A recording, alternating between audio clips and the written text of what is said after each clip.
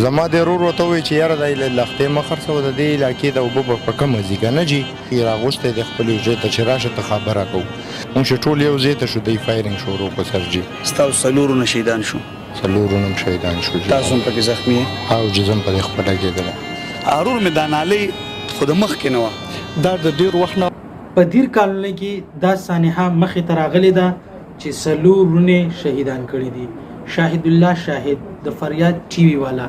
الته تللی دی او الته مکمل انټرویو کړی ده چې دا واقعیا څنګه راغلی ده او دا څلورونه چې کوم دي دا څنګه شهیدان کړي دي او وجه څه وه په څه باندې جګړه وه په نالۍ باندې جګړه وه او په څه باندې جګړه وه نو دیر کالونی ته تللی دی او الته پورا تفصیلي انټرویو کړی ده دا انټرویو زه اورم او تاسو یې اورئ اخر کې به زه صرف دوه خبرې کوم راځئ د انټرویو السلام علیکم ورحمۃ اللہ وبرکاتہ ګرانو کتونکو شاهد خان شاهد موجود مجی پیښور دیر کالونی کې اظهرخانی 2 کې چرته چې یو سانحه رامخې ته شوې وه په کوم کې چې د علاقې ناظم څلورونه شهیدان شو جګړه په څو وجوهات څه وو چې د ټولې حلقې یوه نالۍ وه او په هغې باندې جنګ جوړ شوی بعضو پیجونو نه ملګري وي چې د پلاټ حواله ورکړی شوی خو د پلاټ جګړه نه وه هغې د معلومات نو غلط انفارمیشن یې ورکړی لانجه د علاقې د محلې د کالونۍ لښتې او نالۍ وه چې په کومې به اوبه تلې او د هغې یو سړي پلاټ اخیستو د بندولو کوشش یې کوو چې ناظم صاحب ورته وي چې د دې علاقې اوبه به پسې ځي په هغې جنګ جګړه وشوه په هغې کې څلورونه شهیدان شو راغلي وو هغه غمزده کورنۍ سره د اظهار دپاره یې سره به خبرې اترې کوو السلام علیکم وعلیکم السلام څنګه یې ورور ښه خیر دی الله فضل دی شهید وي خیر ستاسو غم نه زیاتو صرف دې دپاره رالو چې دا کومه سانحه شوې وه او جي دا څه واقع شوې وه سرجي دا زمونږ بلکې زمونږ د دې ټول کلي د لښتي مسله وه مشترکه که نه زما دا ورور ناظم و دې ظالمو خلکو د لښتې خرڅولو د خپل پلاټ سره نو زما ورور ورته وویل چې یاره د علاقې خلک هم ورپسې راغلي وو زما د ورور ورته وویل چې یاره دا لښتې مه خرڅوه د دې علاقې د اوبه به په کمه ځي که نه جي هغه بس دا خبرې له 7 ورځو نه روانې وي سرجي بس په دغه ټیم یې زما د ورور ته یا رینګ کړی یا څه که نه جي راغوستی دی خپل یو ځای ته چې راشه ته خبره کوو چې زما ورور ورغلی سرجي به دوی ورسره دیکې دا کې او بدتمیزیانې به داسې مونږ ورغلي وو که نه سرجي چې مونږ یې راغوستي وو سرجي چې مونږ ورغلو دی پوڼو کې تیار ناست وو ټوپکې ورسره وي سرجي مونږ چې ټول یو ځای ته شو دی فایرنګ شروع کړو سرجي بس دغه خبره سرجي دا هم د دې ځای دی د چا چې هم د دې ځای دی او دغلته اوسېږي جي د کالونۍ کې اوسېږي جي جي ستاسو څلورونه شهیدان شو څلورونه هم شهیدان شو جي تاسو هم پکې زخمي یې او جي زه هم پرې خپله کېدلی زه تاسو خپل تاسو څنګه یو خیر دی ټیک ده تاسو هم د دې ځای جی زه خو د دې ځای یم جی ښه ده دې ځای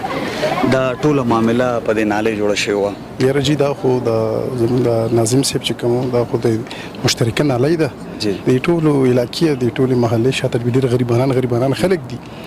نو ودې ناظم صاحب ته وی چې بده مې د وګدي او د پلاټو د پلاټ سره د نالۍ خرڅوله د ناظم صاحب ورته ویل چې دا تاسو ته پلاټ سره د نالۍ خرڅوي دا شاته د غریبانان خلک بس کوي نو په دغه باندې چې کوم د ناظم صاحب سره تو مې شي وي بیا ناظم صاحب به اجري ته راغوستي چې اجري ته راغوستي نو بس هغه هم د سی ورغله چې په دې باندې خبره ترو اخو د علاقې ناظم او اخو ټول مالی ناظم اخو یو پرشته و تعالی منډه مال منډه هر سړی لمنډه اخو ذاتی ځان د پاره خونه و دغه د نالۍ نو بس هغه چې اجري ته ورغله په دغه ثانیه شي بیا نو بس دغه منځ حل اوس نیو خبر چې د نوجر کې څه خبرې شوې څه چل شوې دي نو په دغه کې د سلو کسان شهیدان شو څلور وانرونو څورونه پاتې دي څلورونه پاتې دي اترونو دي دا پرون دا واقع شوی دا پرون دا بل شپه دا واقع شوی د مخامخ پکې شوی چې اف آی آر پکې شوی اف آی آر پکې شوی گرفتاری پکې شوی یاره بس دا اوس ماته کنفرم ملم نشته دی او اف آی آر پکې دی کړی دی کنه دا نالۍ دلته کې ده او جی نالۍ دا نالۍ سیو ټولو خلکو ګور چې دغه کورونو کې هم پاتې دا ټولو خلکو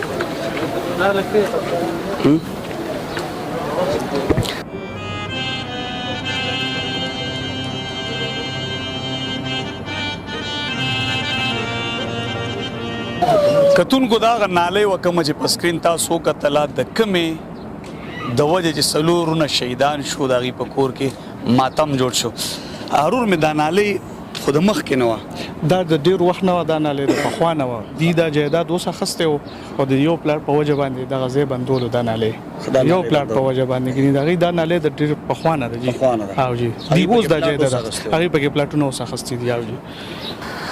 دا دغه څلورونو قبرونه دي کوم چې پرون حادثه کې شهیدان شو په دغه نالۍ باندې د دوی جنګ و دغه یو ورور پکې زخمی دی دا د خاورو لاندې چې کوم ځوانان پراته دي د دوی به هم په زړونو ډېر غټ ارمانونه دا هم د چا بچي وو دا هم د زړونو بادشاهانو یقینا چې په دې کور باندې نن ماتم دی ځکه چې د دې کوره څلور جنازې لاړې خبر نه یم د اختر نه 2 ورځې مخکې دغه سلسله شروع شوې ده دا دس غوبل شروع دی چېرته جوړه رونه شهیدان کېږي او چېرته څلورونه او چېرته د یو خاندانه نهه شهیدان په بټخیله کې الله دې زمونږ په پښتنو په حال رحم وکړي موږ کې شعور نشته موږ همیشه د ټوپک سره دوستي کړې ده موږ د قلم په ځای ټوپک راغستی دی بیا په وړو خبرو په لږو مسلو موږ د یو بل دشمنان جوړ شو بلا بچی یتیمان شو دغه تورسرې کونډې شولې د دغه مور زړه سوری شو دغه پلار په زړه سوری شو د یو څو خبرو د وجې زه به دومره ووایم دغه پښتنو ته چې په ځان کې شعور پیدا کوي انسانیت ښه شی دی موږ پښتانه ولې باشعور وو موږ پښتانه ولې په وړه خبره د یو بل مرګونه کوو بیا که موږ وګورو پښتنو کې نو د یو بل قاتلان یو موږ رور راپاسي رور وژني و تره راپاسي واره وژني و ګاونډي راپاسي ګاونډي وژني هغه نالۍ همالته پاتې شوله هغه خلک هم په هغه ځای پاتې شو دغه چا چې په نالۍ مسله شروع کړه نو هغه نن د خاورو لاندې دي د کلي خلکو وینا وه چې دا یو ناظم و د علاقې به خدمت کولو دا نور ورونو کله چې په دغه نالۍ باندې جنګ راغلی نو دې حجرې ته ورغلی و بیا د ډزو غبار جوړ شو پکې څلورونه شهیدان شو زه به دغه یو میسیج ورکړم خپلو پښتنو ته چې د ډز نه ډډه وکړئ موږ مرګ له پیدا یو مرو به خو په داسې مرګ نه موږ ټول به مرو دغه زموږ ځای دی خاورو ته به راځو خو الله دې په داسې مرګ څوک هم نه وژني یقینا چې دغه ماشومان به اوس هم د پلار په ارماني دغه تورسرې به اوس هم د خاوند ارمان کوي دغه مور به اوس هم دروازې ته ګوري چې زما بچي به کله راځي خو له بده مرغه په دې خاورو کې دننه پراته شاه زلمي د دوی به هم په زړه بلا ارمانونه د دوی به هم ډېر سوچونه چې موږ به دا کوو هغه به کوو خو نن په دې دنیا نشته دا زموږ د ټولو ځای دی دغه ځوانانو پرون په دنیا ژوند کولو نن د رحمان بابا په مقبره کې پراته دي شهیدان شو بل په پاکستان کې د انصاف نوم شته خو انصاف چاته نه میلاویږي ورځ په ورځه ظالمان راپاسي او مظلومان قتلوي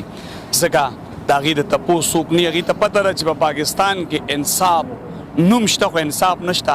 دلته پانسي نشته تر څو چې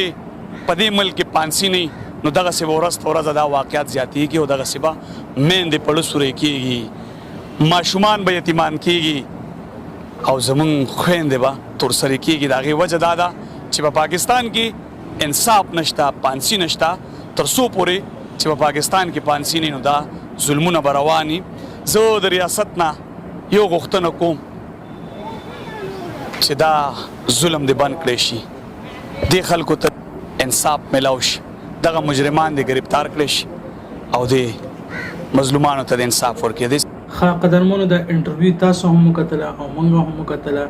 چې د یو کور نه 4 شهیدان کړي دي کوم زخمی ورور چې دی هغه انټرویو ورکړی دا شهید الله شاهد له تاسو وکتله خو وجه سوا په یو نالۍ باندې لانجه وه لکه دا نالۍ ده او چې دا اوبه به یا داسې ځي یا به داسې ځي په دې باندې لانجه کړې ده بیا ورته ویل چې راشئ حجرې ته چې کله ورغلي دي کسان نو هلته بیا فایر شوی دی پکې 4 شهیدان دي او دا یو چې کوم دی زخمی دي دلته د میسیج تاسو له دا در کومه ګورئ په دومره شان وړه شان نالۍ ده اوبو دي او په دې باندې موږ پښتانه جګړې کوو جنګ جګړې کوو کله پیسه کوو ګورئ ځان کې پښتو لږ غیرت لږ هغه پیدا کړئ. تاسو چې دا اکټیویټي کوئ نو موږ مخکې په دې شیزونو باندې ښه نه ښکارو او نه موږ مخکې تللی شولو، نه موږ دا کوم میسیج خلکو ته ښایو دنیا ته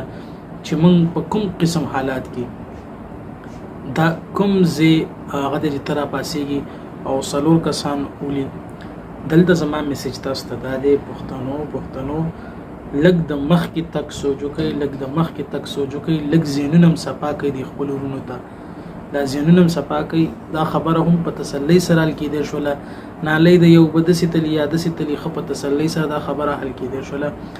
زما د پیغام دا دی چې دې دشمنو دې لانجو دې کونجو نه هیڅ هم نه جوړیږي.